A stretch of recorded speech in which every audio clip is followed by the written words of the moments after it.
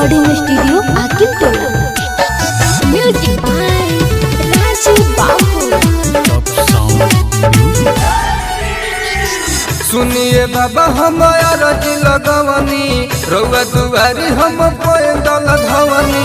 सुनिए बाबा हमारा दिल लगवनी रउआ दुआरी हम पैदल धवनी।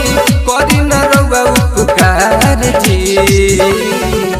जल लेके हम आईनी दुआर जी। सुनली न हमरो पुकार जी जल लेके हम आईनी दुआर जी।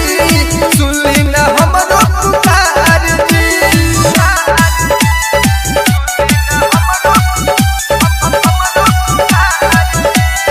बाबा दुआरिया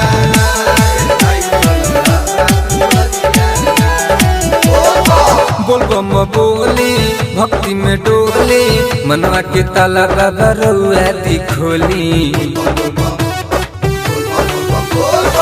बोलबम बोली भक्ति में डोली मनवा के ताला बाबा रउआ दिखोली।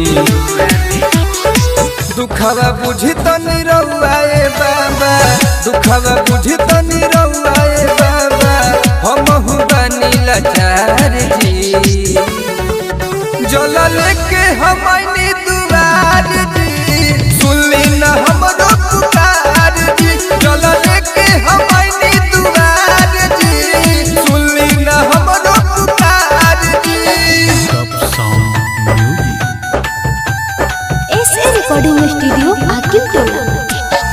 म्यूजिक बाय राजू बाबू। चलल न जाला पड़ल बछाला उमा के पीरा बाबा नहीं सहाला।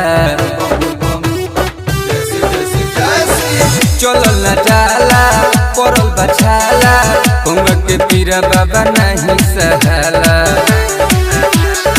कहले आरपी सिंह सुनिए बाबा कहले आरपी सिंह सुनिए बाबा। करे अर्जुन कृष्ण गुहार जी जल लेके हम आईनी दुआर जी।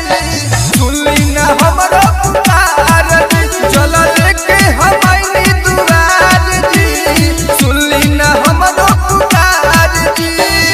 सुनिए बाबा हमारा दिल लगवनी रउआ दुआरी हम